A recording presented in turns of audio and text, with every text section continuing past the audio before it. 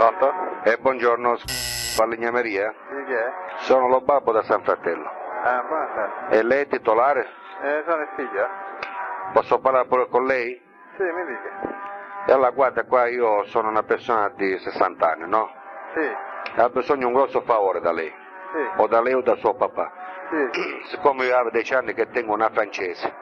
sì, Ora parlando con lei, io non è che sto sempre a San Fratello, sì, perché il mio lavoro mi porta un po' in giro. sì, Ora mi hanno detto che questa troia mi fa le corna. Ascolti bene quello che le dico, perché mi hanno detto che voi siete persone serie. sì, Io ho bisogno di un falegname, sì, messo là tutti i giorni. Quando io parto, pago qualsiasi cifra, mi vendo tutti i case che tenga a San Fratello, basta che io sia a soddisfazione di chiappare un ladro, è come quando uno va a rubare.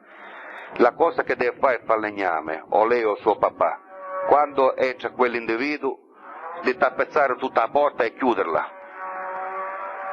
Mi ha capito? sì. Cioè prendere le bacchette e chiudere la porta, in modo che quello non può uscire più. Ho capito. Come si può fare? Ma allora noi non siamo, per ora ci mancano 3 operai che sono all'ospedale. Ah, Finite 3 operai all'ospedale, siamo per ora male combinate. ho capito. Quindi in questo momento non la possiamo aiutare.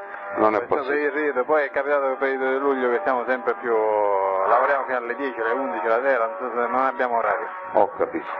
Mi scusa allora, Per un'altra volta a settembre-ottobre ci sono problemi, per ora dovrebbero rientrare la prossima settimana. Sicuramente a settembre e ottobre sarà morta. Eh? A settembre e ottobre sarà morta. Ma lei lo Barbo è il nostro cliente? Sono parente dei clienti vostri. Perché noi abbiamo fatto lavori. Lo so, e per questo ho chiamato a voi. Solamente là dovrebbe rimanere una persona sempre, dalla mattina alla sera. Io pago, io ho lo stipendio, io metto là lo stipendio. Poi appena c'è un bastardo, ci chiudo una porta, in modo che quello non può uscire. Beh, magari trova un'altra soluzione forse migliore. E che faccio, sparo? No, magari un paio di giorni lo pedona lei, no? Semmai io soffro con cuore, capivo? Trova qualche persona, magari non c'è bisogno di mettere la porta, la via d'uscita la so io penso. Ma vediamo. Va bene? Grazie. Ok, arrivederci. Arrivederci, mi scusi.